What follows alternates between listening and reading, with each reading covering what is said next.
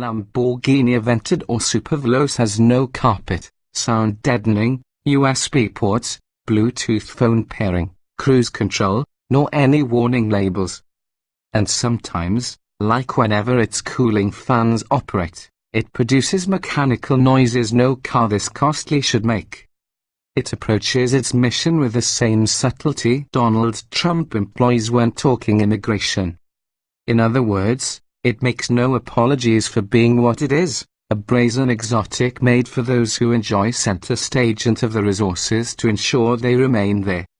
Did we mention it starts at $497,895? We spent a total of 70 hours with the SV. In that time it defined itself as the big Italian cheese that Lamborghini wants it to be. It is brash, unreserved, and charismatic, yet also very well made and seemingly indifferent to a sound flogging. Aesthetically, it manages to be both ghastly and gorgeous. We want its phone number, badly, and we don't want anyone to know about it. The Superveloce, a lightened and more powerful version of the 4-year-old Aventador, is a very fine piece of gratuitousness indeed. It was created as much for shock value as for driving reward. If the standard Aventador leverages the corporate paradigm shift that began with the Murcielago back in 2001, then the SV yanks at it with a composite grow bar. Unsurprisingly, it's strikingly rapid.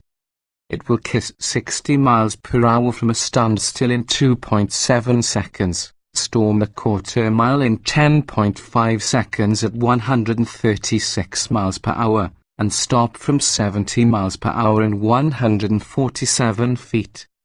It generates 1.04 grams S around the skid pad and never acts as if it's working to perform any of these feats.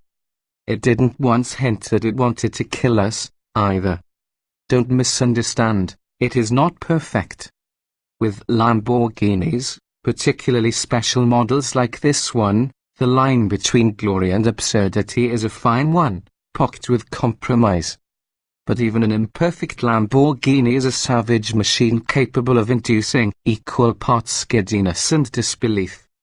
It produced the latter quite violently, even terrifyingly, by spinning all 4 tires on dry, clean pavement only blocks from our quiet, suburban home. But a car like this shouldn't be driven with the fear of what might happen. It should be driven because of it.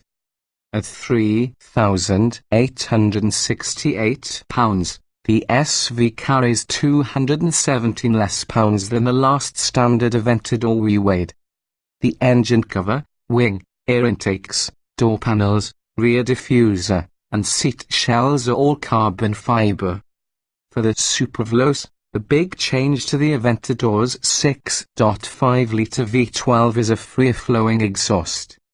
In combination with fresh calibrations for its variable valve timing and variable intake system, output climbs to 740 horsepower, up from the base car's 691. Peak power is achieved 100 revolutions per minute below redline at a shrill 8,400 revs. Torque remains 509 pound-feet at 5,500 revolutions per minute. That it is powerful is without doubt. That its power alone justifies its price is somewhat less clear. On mountain roads that were only semi-familiar, the Aventador's usability wasn't as impressive as that of some less pricey equipment. In fact, the superior grunt of a Chevy Corvette Z06 is more effective on roads with blind corners where maximizing entry speed is neither prudent nor possible.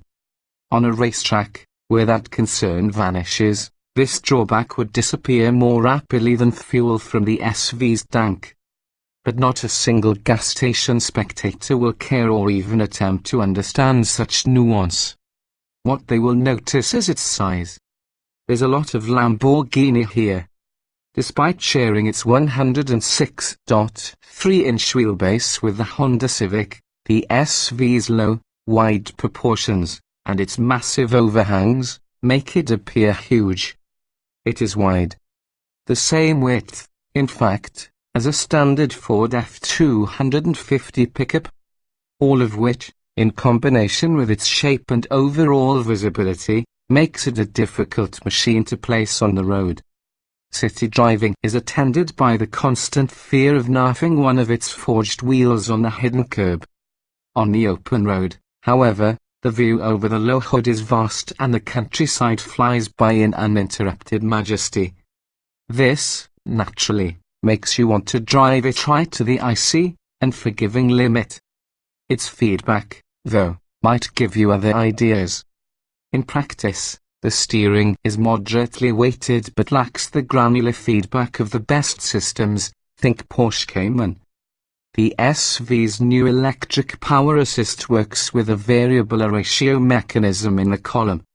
The limits, especially as speed climbs, are high and press for more commitment. But their fuzzy edges diminish confidence.